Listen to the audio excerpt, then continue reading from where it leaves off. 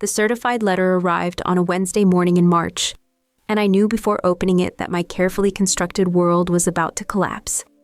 The return address belonged to Whitman and Associates, the law firm representing my ex-husband Bryce Caldwell.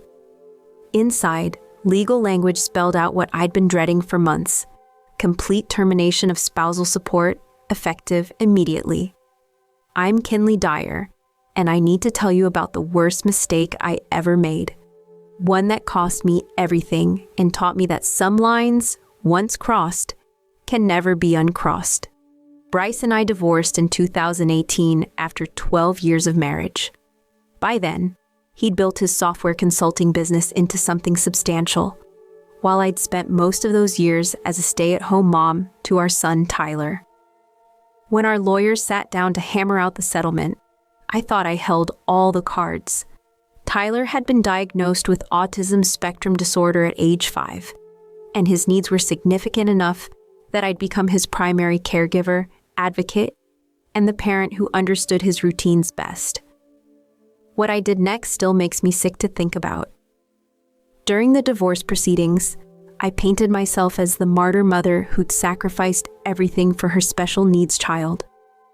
I exaggerated Tyler's limitations, downplayed his progress, and made it seem like he required constant supervision that only I could provide.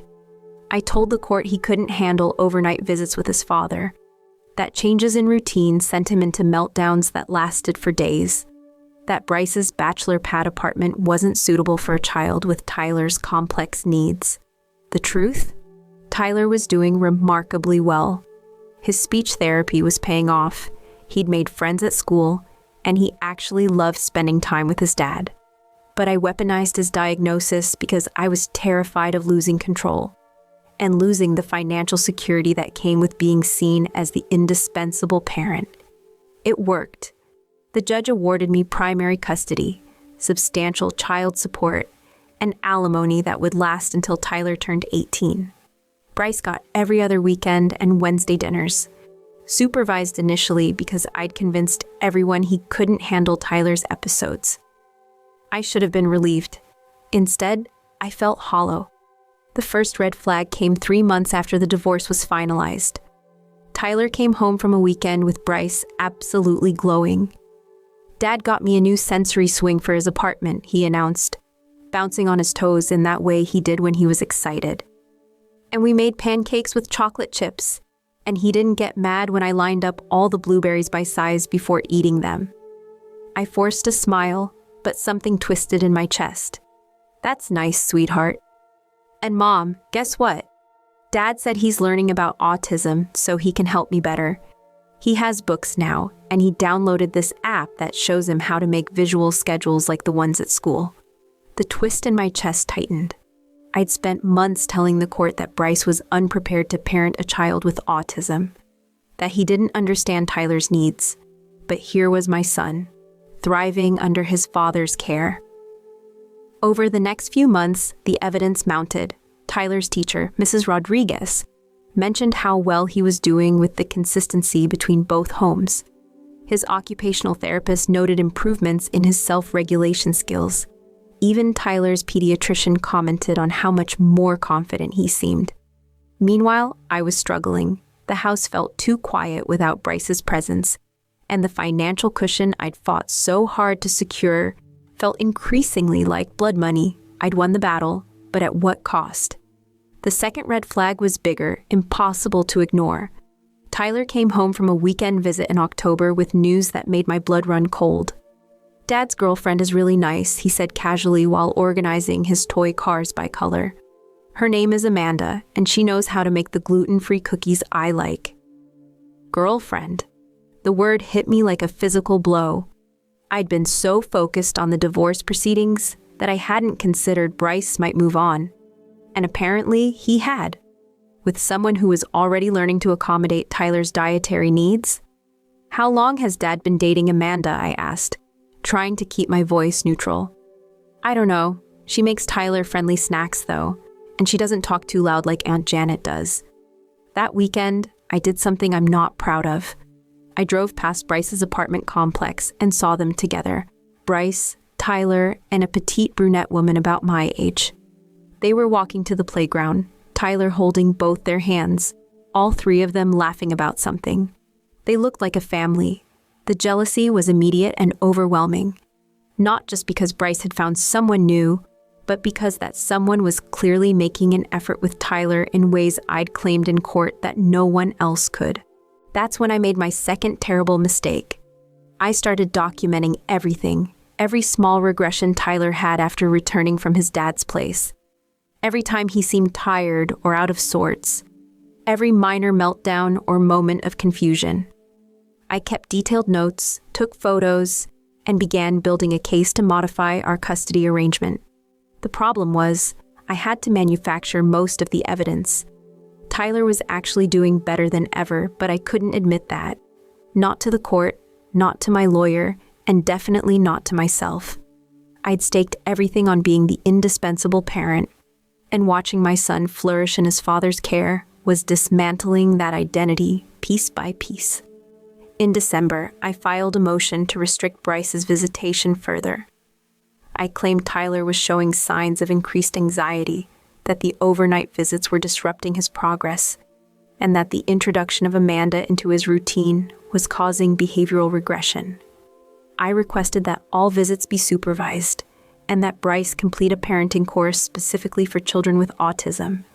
The hearing was scheduled for February 2019.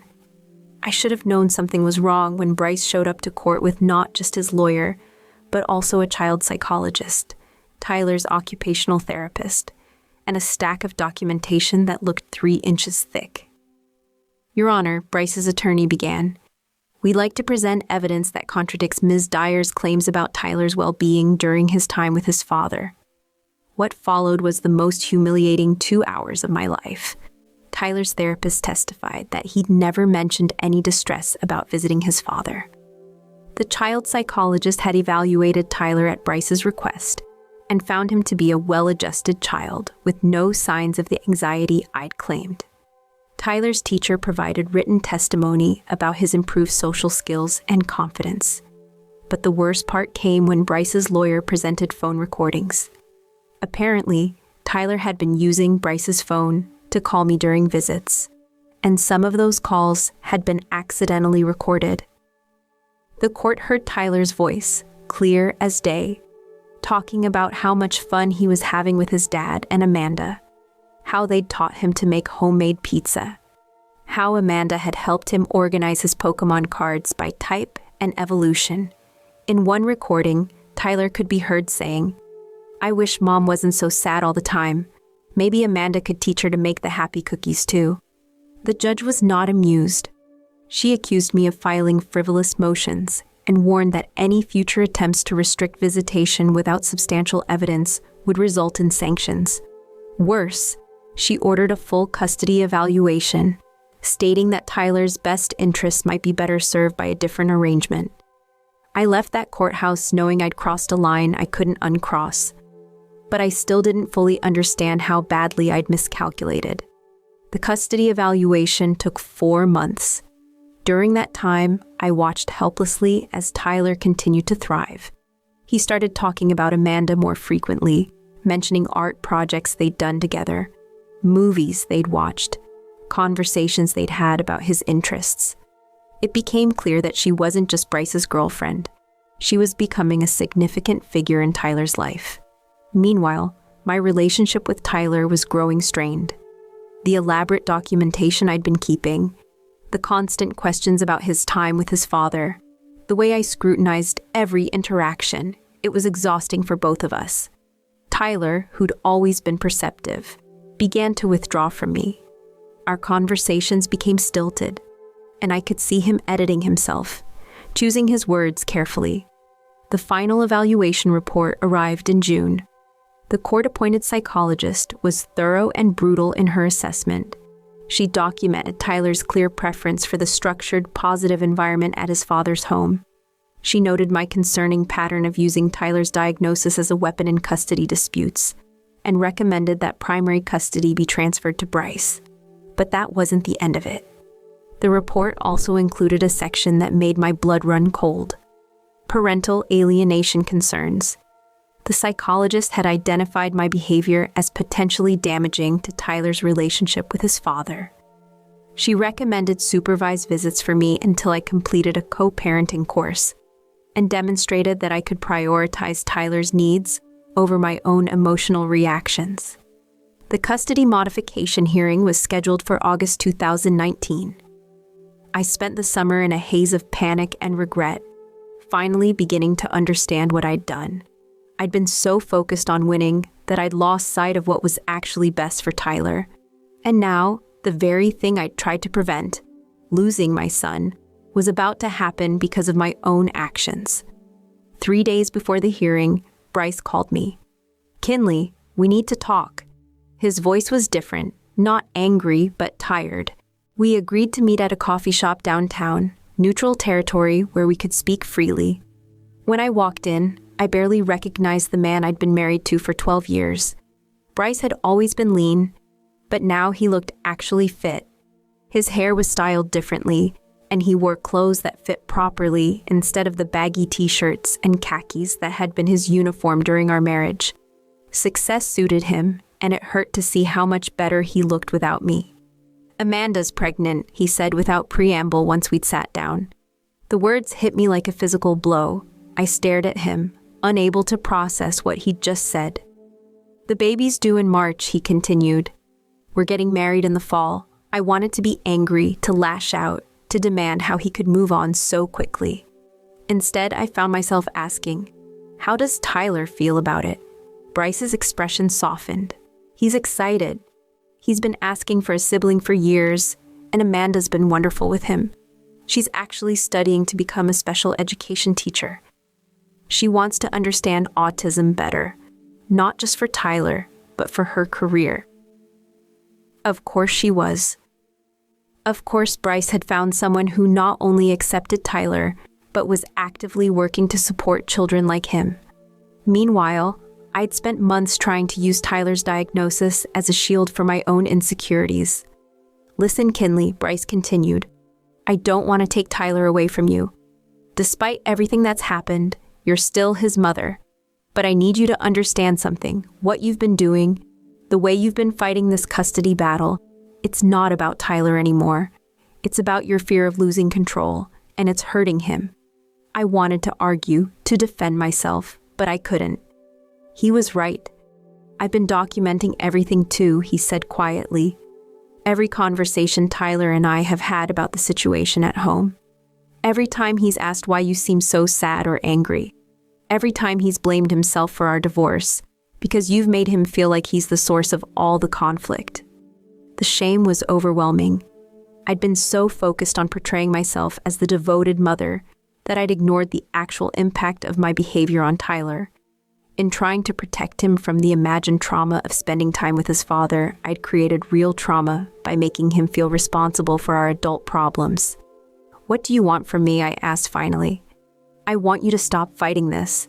Tyler needs stability, and right now, Amanda and I can provide that. He needs a home where his autism isn't seen as a limitation or a weapon, but just as one part of who he is." The hearing 3 days later was anticlimactic. I stood before the judge and formally agreed to the custody modification. Tyler would live primarily with Bryce and Amanda, with visits to me every other weekend and one evening per week. The supervised visit requirement was suspended based on my completion of a parenting course, but I was required to continue therapy to address what the court termed my adjustment issues. The worst part? My alimony was terminated immediately. The court found that I'd been capable of working throughout the divorce proceedings, but had chosen not to in order to maintain my victim narrative. I was given 90 days to find employment and become self-supporting. That was 6 years ago now, and the disparity between our lives has only grown starker. While I've been struggling to rebuild from nothing, Bryce's business exploded during the pandemic. What started as a modest software consulting firm became a major player in the remote work solutions market. The money started flowing in unprecedented amounts, and Bryce, who'd always been smart about investments, began building serious wealth. First came the primary residence, a stunning 6,000 square foot home in the most exclusive neighborhood in town, complete with a pool, home theater, and a specially designed sensory room for Tyler that cost more than my annual salary. Then, as his business continued to grow, he purchased a vacation home in Aspen, a massive mountain retreat where the family spends summers and holidays. Tyler sends me pictures sometimes, and I can see him skiing, hiking, and living a life I never could have provided. Most recently, I learned through Tyler that Bryce bought a beachfront property in San Diego as an investment, though they use it frequently for long weekends. 3 properties, each worth more than I'll likely earn in my lifetime. Meanwhile, the financial cutoff has been complete and devastating. When the court terminated my alimony, they meant it. No exceptions, no grace period, no consideration for the fact that I'd been out of the workforce for over a decade. The child support I receive is minimal because Tyler lives with Bryce most of the time, and it barely covers my contribution to his expenses during our limited visits. I've had to start over at age 42 with no savings, no career, and no safety net. The house I'd fought so hard to keep in the original divorce had to be sold to pay legal fees, and I'm now renting a small apartment while working as a legal assistant for $35,000 a year. The irony isn't lost on me. I manipulated the system to secure financial stability, only to lose everything when my manipulation was exposed. The courts don't take kindly to parents who weaponize their children's diagnoses, and judges have long memories for that kind of behavior. Any attempt I might make to request support modification is viewed through the lens of my past actions, and my credibility is permanently damaged. I'm not just financially cut off, I'm legally radioactive, seen as someone who will say anything to get what she wants. The hardest part of rebuilding wasn't the financial struggle or the loneliness. It was facing the person I'd become during those custody battles. In therapy, I had to confront the uncomfortable truth that I'd been using Tyler's autism as emotional armor, protecting myself from the reality that my marriage had failed and I was terrified of being alone. I'd convinced myself that being Tyler's advocate meant being his only advocate, that loving him meant controlling every aspect of his care. The therapist helped me understand that what I'd called mother's intuition was actually fear masquerading as expertise.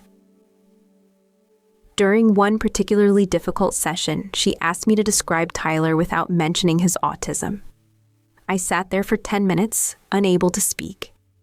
I realized I'd defined my own son primarily through his diagnosis, reducing this complex, creative, funny kid to a list of symptoms and needs. Tyler wasn't just a child with autism. He was a boy who loved dinosaurs, could recite entire movie scripts, had an infectious laugh, and gave the best hugs. But I'd been so focused on his differences that I'd forgotten to celebrate who he actually was. The breakthrough came when Tyler, now 11, asked me during one of our visits why I'd been so scared of him spending time with his dad. His question was so direct, so innocent, that I found myself giving him an honest answer for the first time. Because I was afraid that if you were happy without me, it would mean I wasn't a good mom, I told him. He looked at me with those wise eyes he'd inherited from his father and said, "Mom, you can be a good mom even when I'm not with you. Amanda told me that love doesn't get smaller when you share it, it gets bigger." That conversation changed everything. I started approaching my relationship with Tyler differently, focusing on quality over quantity, on being present during our time together rather than constantly competing with his other family. I began celebrating his successes regardless of where they happened, cheering for his accomplishments at school, praising the art projects he made with Amanda, and supporting his growing independence. It was terrifying at first, this new way of loving that required me to let go of control. The financial reality of my new life was harsh, but ultimately liberating. Working as a legal assistant taught me skills I'd never thought I'd need. And slowly, I began to build a sense of self-worth that wasn't dependent on being needed by someone else. I started taking evening classes in paralegal studies, thinking maybe I could eventually work my way up to a better position. For the first time in years, I had goals that were mine alone, dreams that didn't revolve around managing someone else's life. Last month, Tyler asked if he could bring Holly to visit me at my apartment. It was the first time he'd ever requested to include his half-sister in our time together. And I'll admit I was nervous. But watching him patiently teach her to stack blocks, seeing him light up when she clapped at his silly faces, I realized that his capacity for love had grown exponentially since living with Bryce and Amanda. He wasn't damaged by having multiple parent figures. He was enriched by them. And finally, after years of fighting against that truth, I was genuinely grateful for the village that was raising my son. But here's what I've learned, and it's taken me years to admit. I was wrong about almost everything. Tyler didn't need me to be his constant protector. He needed me to be his mother, someone who supported his growth, rather than using his challenges as an excuse to limit his world. Bryce wasn't the unprepared father I'd painted him as in court. He was a man who loved his son enough to learn, adapt, and create a home where Tyler could flourish. And I wasn't the indispensable parent I'd convinced myself I was. I was a scared woman who'd rather weaponize her child's diagnosis than face the possibility of sharing custody with someone who might actually be better equipped to handle it. Bryce now has 3 mansions. His main residence, the Aspen vacation home, and the San Diego beach house represent a level of wealth I never imagined when we were married. But that success didn't happen overnight or by accident. While I was focused on fighting legal battles and manipulating court proceedings, Bryce was building something substantial. He was investing in his future, expanding his business, and creating the kind of stability that would benefit Tyler for years to come. I'm not bitter about his success anymore, though I'd be lying if I said it didn't sting to see the life I could have been part of. What I regret is that I could have been his partner in building that success, could have been part of the team that created such abundance for our family. Instead, I chose to see him as an opponent to be defeated, rather than a co-parent to work with. The real tragedy isn't that I lost the financial support or that Bryce moved on with someone else. The real tragedy is that I damaged my relationship with Tyler in ways that I'm still working to repair. He loves me, and we have good moments together, but there's a distance now that wasn't there before. He's careful around me, as if he's afraid I might use something he says against his father. That caution in my own child's eyes is the price I pay for the choices I made. I started this story by saying I used Tyler's autism diagnosis to manipulate the courts, but the truth is more complicated than that. I used it to manipulate myself first, to convince myself that I was fighting for Tyler when I was really fighting against my own fear of being alone and financially insecure. Tyler's autism was never the weapon I tried to make it. It was just one aspect of a complex, wonderful kid who deserved parents who could see past their own egos to what he actually needed. I failed at that for a critical period, and while I've worked hard to be better, some mistakes can't be undone. If you're going through a divorce and you have children, especially children with special needs, please learn from my mistake. Don't let your fear of losing control turn your child's diagnosis into a battlefield. Don't assume that loving your child means other people can't love them too, or that your way of caring for them is the only valid way. Most importantly, don't let your adult problems become your child's burden. Tyler didn't cause our divorce, and he shouldn't have been made to feel responsible for fixing it or for choosing sides. I can't change what I did, but I can share this story as a warning to others who might be tempted to walk the same path. The system is designed to protect children, not to reward parents who manipulate it. And children, even those with special needs, are often more resilient and adaptable than we give them credit for. Today, Tyler is 14 now, and I see him according to our custody schedule.